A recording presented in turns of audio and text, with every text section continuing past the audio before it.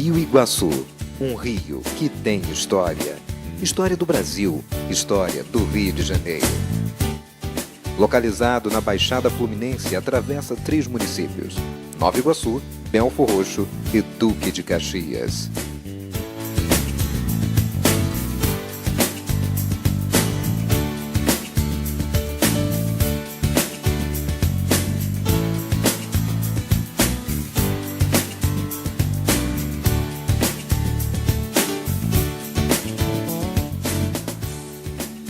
E quem aponta a localização de sua nascente é o historiador Ney Alberto, profundo conhecedor da história do Rio de Janeiro e, em especial, da Baixada Fluminense.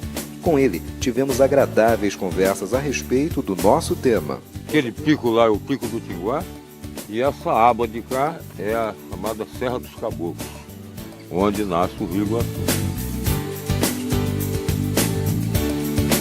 De acordo com os relatos do historiador Ney Alberto, fizemos uma visita ao local onde existiu Iguaçu Velha. No dia 15 de janeiro de 1833, o governo regencial criou o município de Iguaçu, para que o governo futuramente tivesse a sua instituição governamental, que era a Câmara, porque naquele tempo não havia prefeitura. A povoação de Iguaçu foi elevada à categoria de vila. Vila, portanto, era o lugar onde ficava a sede do governo.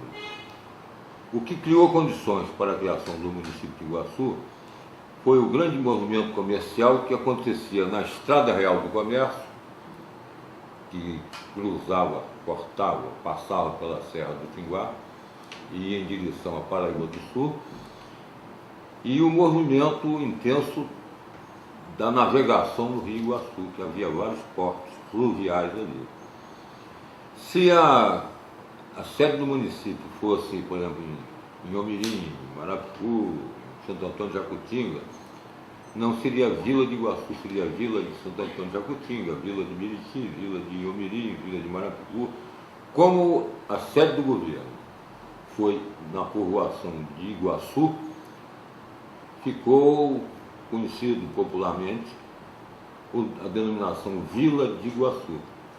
Hoje, o lugar é um sítio onde fomos recebidos por um de seus proprietários.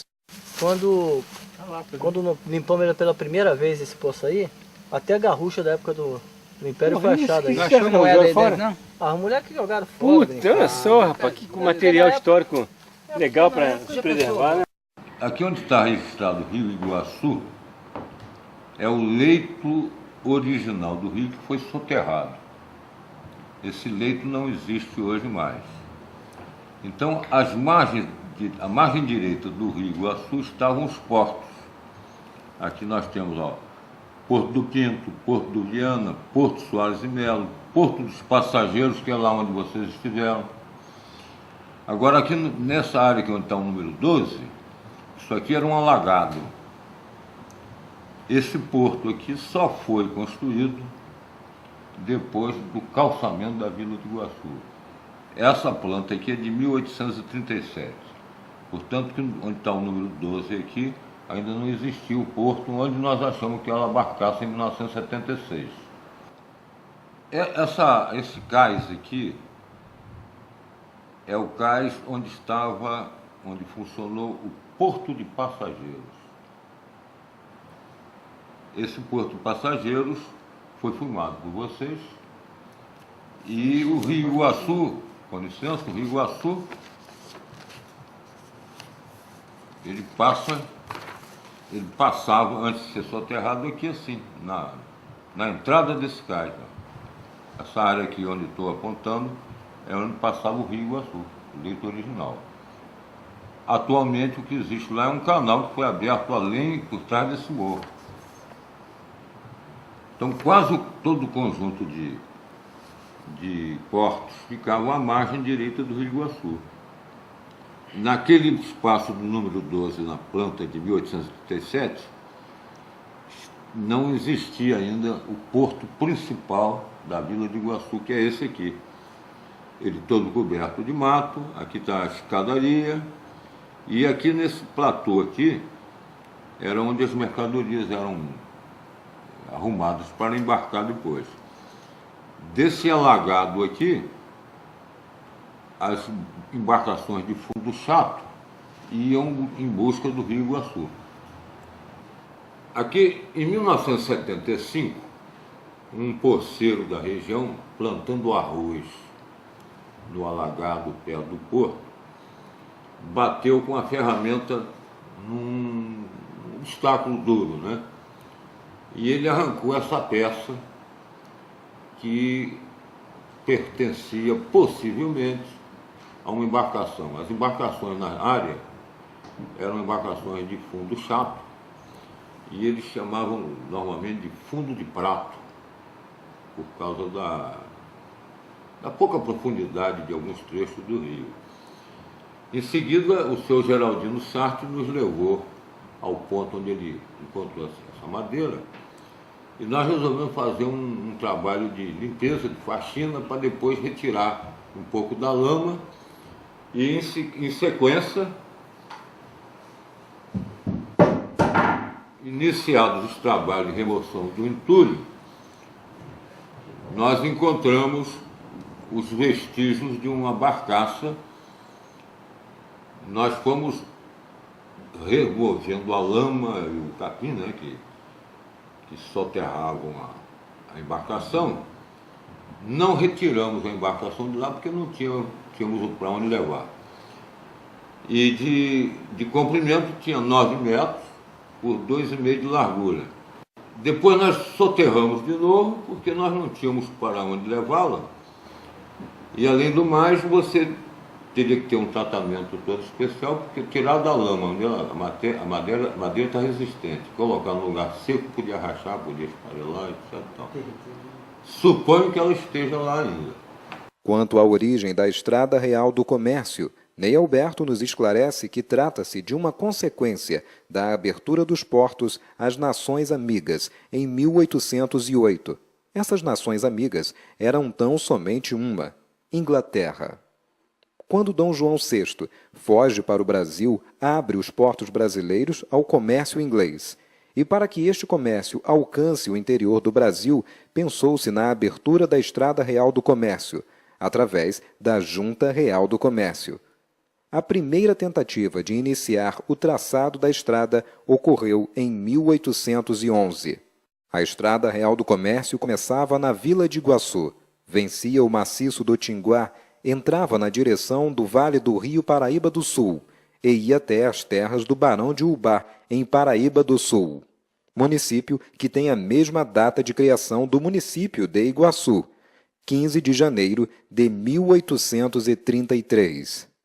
Ney Alberto, em seu relato, destaca que se trata de um equívoco associar o escoamento do ouro com a Estrada Real do Comércio, uma vez que o fato ocorreu antes da criação da estrada. O trajeto do ouro, a princípio, foi por Paraty, depois por Xerém e depois por Inhomirim, alcançando o Rio Iguaçu somente na altura do Rio Pilar, hoje região de Duque de Caxias. O processo de escoamento do ouro ocorreu no máximo até 1822. Com a independência brasileira, não se exporta mais ouro. A Estrada Real do Comércio não tem nada com ouro. Tem muita gente aí criando essa dúvida, hein? A gente tem reparado isso. Inclusive não existe, as estradas do ouro não chamavam nem Estrada Real. Isso aí deve ser mídia. Ela foi criada depois, não? Mas só tem o nome de real, rapaz, depois que Dom João VI vem para cá. Com as produções cafeeiras, a Estrada Real do Comércio foi revitalizada para o transporte do café até os portos do Rio Iguaçu, onde seguia para o município neutro, que era a Corte. A construção da Estrada de Ferro Dom Pedro II, a popular Estrada de Ferro Central do Brasil, em 1858, construída para o escoamento da produção de café, ocasionou o fim da Vila de Iguaçu. Então, aos pouquinhos, as populações vão, porque devia ser o maior barato, o sujeito morar perto do trem, né?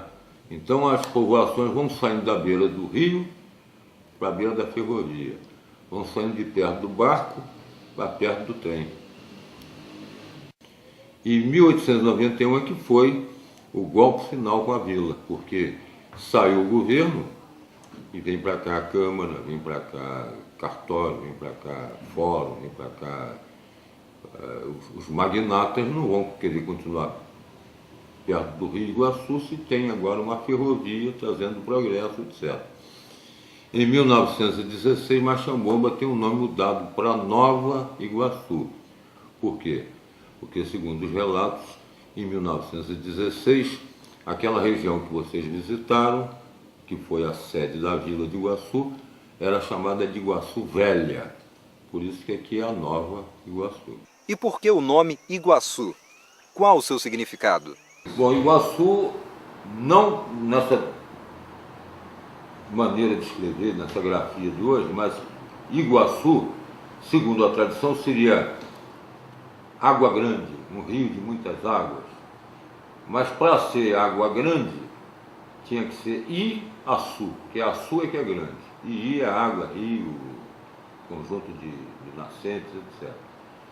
Iguaçu, do jeito que está, significa água de um tipo de veado chamado iguaçu, que existe muito no Pantanal.